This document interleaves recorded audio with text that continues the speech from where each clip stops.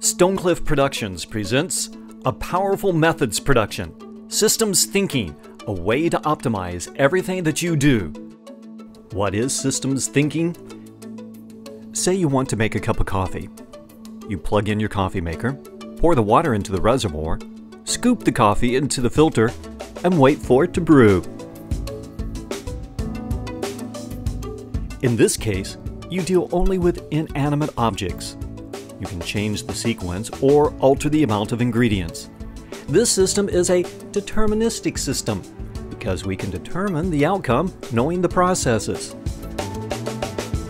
The boundaries of this system are those of your kitchen, which is a subsystem of your home, which is a subsystem of your city. As always, the system you are managing has multiple layers of context.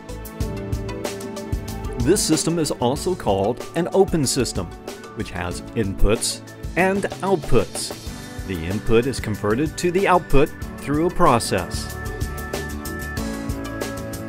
We can optimize this system by economizing resources that are scarce. If time is the scarce resource, your first action might be to plug in the coffee maker, because you notice that warming up the coffee maker takes longer than the other task. Project managers call these tasks critical path tasks. When economizing on time, these tasks are completed first. As the manager of this system, you optimize the process through experiment and experience. If you notice that you have to walk back and forth in the kitchen a lot to get the items you need, you may decide to arrange those items closer to where you are working. In this way, you have identified a barrier. If you notice that your coffee maker takes too long to warm up, you invest in a better one. In this way, you improve a tool. As the names apply, tools help the process go forward, barriers hold the process back. You designed the system for maximum manageability and value. A more manageable system is one that requires less intervention to achieve the desired benefits. You also regulate the system by controlling every step. At each step, you observe the output and then adjust the process as required. This is called a feedback loop.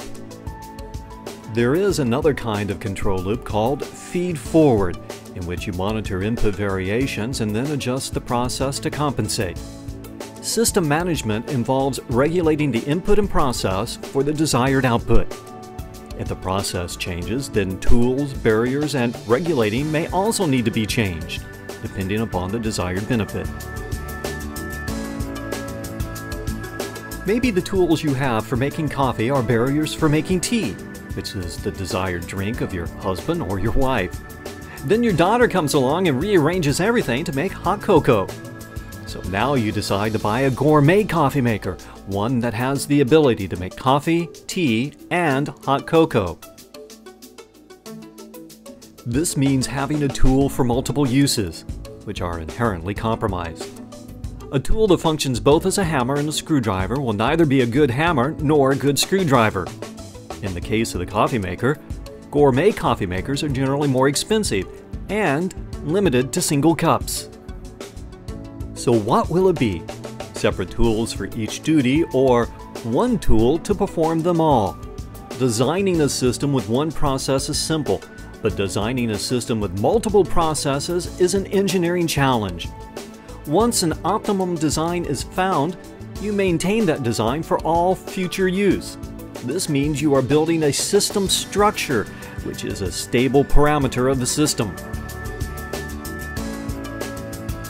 Because you are the beneficiary of that cup of coffee and you incur the cost, including ownership of the kitchen, you have the incentive to optimize the process for maximum value. In economics, this is called private property. This is different than communal property or public property, where individuals do not own the property and thus have no incentive to optimize their systems. In managing public property, such as roads, we come together as sovereign individuals to form a society and elect representatives to manage the systems on our behalf. You've also established infrastructure through purchasing decisions. Your cup of coffee is made possible through a number of different companies located throughout the globe. Those companies profited whenever you purchased the coffee, and that allowed them to grow and expand. Consumers and producers choose the most profitable option. This is the basis of a free market economy. The key is choice. Choice is freedom. Now back to structure. Every system has structures, its stable parameters. Your kitchen has stable parameters that allow you to make that cup of coffee. But at the same time, they impose limitations on the process. For example, the walls of your kitchen and the arrangement of your cabinets and counters, they're all fixed.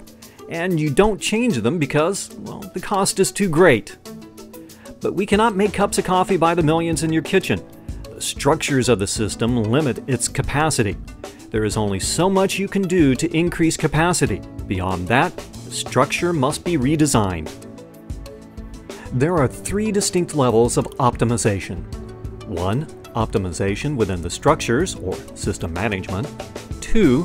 Optimization of the system structures, system design. Or 3. Optimization of the context structures, or global system design. Regulating the process of making the cup of coffee is system management. Rearranging or replacing the tools is system design. Integrating with fellow citizens for a common supply of water, electricity, and sewage is global system design. You can control some structures more than others, which guides us to focus more on factors that are significant and within our sphere of influence.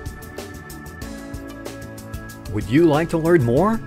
Visit our website at powerfulmethods.com for innovative ideas on value creation, operational efficiencies, and competitive advantage. I hope during this discussion you enjoyed a cup of coffee.